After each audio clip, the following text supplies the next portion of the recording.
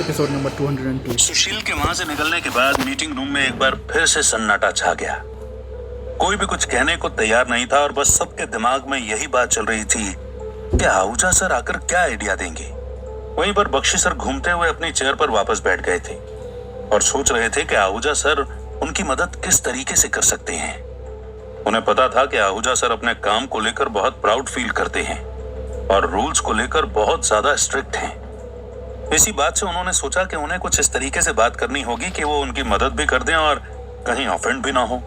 उनके मन में कहीं ना कहीं उनके परिवार की सेफ्टी के लिए एक डर भी था और वो उसको सोचकर थोड़ी मुश्किल में थे। भले ही आदित्य ने अभी तक किसी पर हमला नहीं किया है, लेकिन वो इतना स्ट्रांग बन चुका है कि उसे आगे अपॉर्चुनिटी मिली तो वो उनके लिए खतरा बनने का चांस नहीं खोएगा। उनके मन में अब इस बात को लेकर चिंता हो रही थी कि वो अनामिका को उसके सामने कैसे भेजें। उनके हिसाब से अगर आदित्य को मौका मिला तो एक बार भी वो उसे मारने से पहले सोचेगा भी नहीं, पर फिर भी उन्हें भरोसा था कि शायद वो इतना गुस्सा नहीं करेगा। उन्होंने दोनों के बीच में शुरू से ही कोई कनेक्शन देखा है, इसीलिए उन्होंने अनामिका को आखिरी के लिए बचा करके रखा है। जब आदित्य सारी फाइट जीत जाएगा और उसे लगेगा कि अब उसे कोई नहीं रोक सकता, तब उसके सामने एक ऐसा अपोनेंट आएगा जिससे लड़ने के लिए उसके हाथ कांप जाएंगे और वो उस बात पर विश्वास नहीं कर पाएगा। ये बात सोचकर बख्शी सर को थोड़ा सा रिलीफ भी था कि वो इतनी आसानी से हारेंगे नहीं। तभी उन्होंने देखा कि मीटिंग रूम का दरवाजा खुला और उसमें से पहले सुशील अंदर आया और फिर आहूजा सर। उन्होंने उस दिन जैसे कोट नहीं पहन रखा था, बल्कि कैजुअल कपड़े पहन रखे थे और उनके आते ही सब खड़े होकर उन्हें रिस्पेक्ट देने लगे। उनके चेहरे पर एक अलग ही स्माइल दिख रही थी जो हमेशा ही रहती थी। और तब बख्शी सर ने उन्हें वेलकम करते हुए कहा, मुझे माफ करना आहूजा सर कि मुझे इतनी रात को आपको परेशान करना पड़ रहा है, लेकिन बात ही कुछ ऐसी है कि आपके अलावा हमें कोई भी इस प्रॉब्लम से बाहर नहीं निकाल सकता। पहले आप बैठ जाइए, फिर हम बात करते हैं। बख्शी सर की बात सुनकर आहूजा सर जस्ट उनके सामने वाली चेयर पर बैठ गए और सबको एक बार अपनी नजरों से स्कैन करने लगे। उनके बैठते ही सब लोग भी अपनी अपनी जगह पर वापस बैठ गए और तब बख्शी सर ने आगे कहा, बात दरअसल ऐसी है आहूजा सर, क्या आप आदित्य को देख सकते हैं कि वो कितनी अच्छी तरह से फाइट कर रहा है और सारी फाइट्स जीत गया है। लेकिन इसमें प्रॉब्लम यह है कि हम सबने ये सोचा था कि आदित्य को ऐसे लड़ता हुआ देख लोग ज्यादा पैसा उसके अपोनेंट पर लगाएंगे और उससे हम फाइटर्स को यहाँ बुलाने की कॉस्ट भी कवर कर लेंगे। पर प्रॉब्लम यह आ रही है कि लोग आदित्य पर ज्यादा पैसा लगा रहे हैं और उसकी वजह से ही ज्यादा शेयर उसे मिल रहा है। हम प्रॉपरली फाइनेंस को मैनेज नहीं कर पा रहे हैं और ना ही फाइटर्स को उनका अलाउंस दे पा रहे हैं। आप बहुत टाइम से ऐसे कंपटीशन करवा रहे हैं, इसलिए आई रिक्वेस्ट कि आप इसमें हमारी कुछ मदद कीजिए। बख्शी सर इतना कहकर चुप हुए और फिर सारी आंखें आहूजा सर की तरफ हो गई जो अपने मन में कुछ सोच रहे थे। किसी को भी यह समझ नहीं आ रहा था कि बख्शी सर ने फंड्स की बातें क्यों की, लेकिन उससे सबको पता चल गया कि बख्शी सर डायरेक्टली उनके सामने ये नहीं बोल सकते थे और इसलिए उन्होंने इस तरीके से अपनी बात को रखा। 2 मिनट बाद कुछ सोचते हुए आहूजा सर ने कहा, मैं तुम्हें पहले ही बोल चुका हूं बख्शी कि Aditya is a very good fighter. वो बहुत ही अच्छे तरीके से लड़ता है और ये तो हम देख ही चुके हैं कि वो कभी कभी अपने अटैक्स और टेक्निक्स कैसे चेंज करके हारती हुई फाइट्स को भी जीत सकता है। आई नो कि हमें हर बार किसी एक पर्सन के जीतने पर इतनी खुशी नहीं होती है और उसकी वजह से ही फंड्स का नुकसान भी होता है। मैंने भी अपने टाइम में ऐसे बहुत सारे लोग देखे हैं जो कंटिन्यूअसली बहुत सारी फाइट्स जीत गए हैं और मुझे नुकसान झेलना पड़ा है। लेकिन मैं तुम्हें एक बात बता दूं कि कल जो फाइटिंग एरेना में हुआ वो बिल्कुल ठीक नहीं था। तुम्हारे हिसाब से रूल यही था कि दिन होते ही फाइट खत्म हो जानी चाहिए, लेकिन फिर आदित्य को शेल मार रहा था तब किसी ने भी घड़ी पर ध्यान नहीं दिया। इस बात से मुझे थोड़ा बुरा लगा था और इसीलिए मैंने तुम्हें इशारा करके फाइट को रोकने को कहा था। ऐसी चीजें ना होना ही अच्छा रहता है बख्शी, वरना प्रॉब्लम बहुत आती है। तुम तो समझ ही सकते हो कि मुझे रूल्स के अकॉर्डिंग काम करना पसंद है और कोई उन्हें तोड़ता है तो मुझे फिर इतना रास नहीं आता। जब आहूजा सर ने अपनी बात कंप्लीट की तब बख्शी सर गुस्से में सुशील की तरफ देखने लगे और फिर उन्होंने उस पर चिल्लाते हुए कहा, सुशील तुम सुन सकते हो ना कि आहूजा सर को यह बिल्कुल पसंद नहीं आया। इसका मतलब यह है कि तुमने जो कोशिश की थी वो बिल्कुल गलत थी। अब मैं चाहता हूं कि तुम सर से माफी मांगो और वादा करो कि ऐसा कभी नहीं करोगे। बख्शी सर की तेज आवाज सुनकर सबकी नजरें सामने सुशील की तरफ हो गई और वो बस इंतजार करने लगे कि वो क्या कहेगा। तब सुशील को एक पल के लिए तो गुस्सा आया, लेकिन फिर उसने आहूजा सर की तरफ देखा और कहा, आहूजा अंकल, मैं इस बात की वजह से बहुत बहुत शर्मिंदा हूँ और आपसे माफी मांगता हूँ कि मैंने ऐसा किया। दरअसल मेरी आदित्य से पर्सनली दुश्मनी है।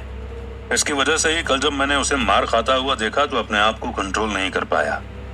मैं चाह रहा था कि वो और भी मार खाए और इसी चक्कर में टाइमिंग का ध्यान नहीं रहा, लेकिन आगे से ऐसा कुछ नहीं होगा, मैं इस बात का वादा करता हूँ।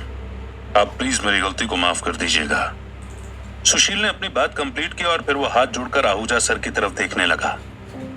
आहूजा सर ने उसकी तरफ देखा और उन्हें समझ आ गया कि सुशील इस बात को अपने मन से तो नहीं कह रहा है, लेकिन फिर भी वो इस चीज को एक्सेप्ट कर गए।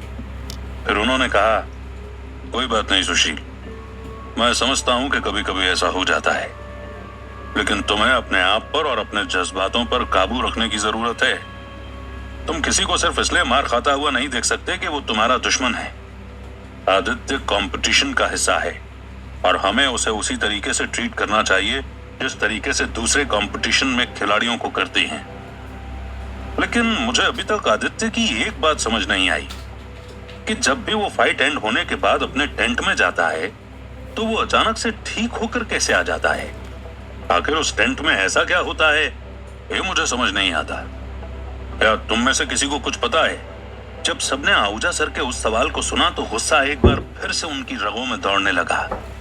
उन्हें समझ में आने लगा कि वो भी कहीं ना कहीं इस मिस्ट्री को सॉल्व करना चाहते हैं। तब बख्शी सर ने लीड लेते हुए पहले उन्हें अपने हॉस्पिटल में आदित्य से मिलने वाली बात बताई कि किस तरह आदित्य ने उन्हें ठीक किया। उसके बाद उन्होंने आदित्य के बीच बीच में घर पर आने और चीजों को बहुत ही आसानी से हैंडल करने की बात बताई। उसके बाद उन्होंने अनुराग और आदित्य की फाइट के बारे में बात की और फिर बुरे साय को भगाने वाली बात भी की। धीरे धीरे करके आहूजा सर को समझ आ रहा था कि आदित्य में ऐसा क्या खास है और उनकी क्यूरियोसिटी और बढ़ रही थी। जब बख्शी सर ने अपनी बात कंप्लीट की तब उन्होंने कहा, दैट्स वेरी इंटरेस्टिंग। मैं कभी भी ऐसे इंसान से नहीं मिला हूं जो इतनी सारी चीजें कर सकता है, लेकिन तुम्हारी बातें सुनकर मुझे विश्वास हो रहा है कि ऐसा हो सकता है। और कहां से वो अपनी शक्ति लेकर आता है? इस बात से मुझे यही पता चलता है कि कहीं ना कहीं उस टेंट में आदित्य की कोई मदद कर रहा है और मुझे लगता है कि ये तो फिर एक तरह से चीटिंग वाली बात हुई, क्योंकि आदित्य को सिर्फ अपने ऊपर डिपेंडेंट रहना है, न कि किसी एक्स्ट्रा पावर पर। अगर वो ऐसा कर रहा है तो ये फाइट तो फिर किसी मतलब की नहीं निकल रही है। आहूजा सर ने जब ये बोला तो सबके चेहरे पर एक स्माइल आ गई और उन्हें विश्वास हो गया कि अब वो भी उनकी साइड आ रहे हैं। फिर तब बख्शी सर ने कहा, आपने बिल्कुल सही समझा आहूजा सर, हमें भी सिर्फ इसी चीज की चिंता है।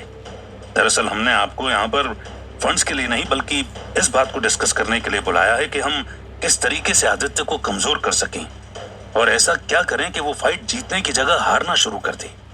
अगर वो चीटिंग कर रहा है तो फिर हमें भी तो चीटिंग करने का मौका मिल ही सकता है। बात तो तुम्हारी सही है बख्शी, रुको मुझे कुछ सोचने का मौका दो, आहूजा सर ने कहा और फिर सब उनकी ओर ही देखने लगे और फिर वो चेयर पर बैठकर किसी गहरी सोच में चले गए।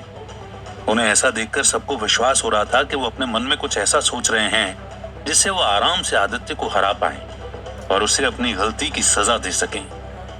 तभी उनके मन में अचानक से कुछ आया और उन्होंने स्माइल के साथ कहा, ठीक है, मुझे समझ में आ गया कि हमें क्या करना है। मैंने इस बात को बहुत अच्छे से नोटिस किया है कि आदित्य अपने हाथ और पांव से तो बहुत अच्छे से लड़ सकता है, लेकिन वो इतना कैपेबल नहीं लगता कि वो हथियारों से आसानी से लड़ सके। हमें फाइट में हथियार इंट्रोड्यूस करने चाहिए और दोनों पार्टीज को मौका देना चाहिए कि वो अपना वेपन सिलेक्ट कर सकें। इसका इम्पैक्ट ये होगा कि उसके अपोनेंट के हाथ में कुछ लड़ने के लिए होगा तो आदित्य को अटैक करने की अपॉर्चुनिटी कम मिलेगी और कहीं ना कहीं आदित्य के हारने के चांस बढ़ जाएंगे। आहूजा सर की ये बात कंप्लीट होते ही सबके चेहरे पर एक बार फिर से स्माइल आ गई। सब यही सोचने लगे कि उन्होंने ये बात पहले सोची ही नहीं। ऐसा बिल्कुल पॉसिबल है और अगर वो इस चीज को करेंगे तो आदित्य जरूर हार जाएगा।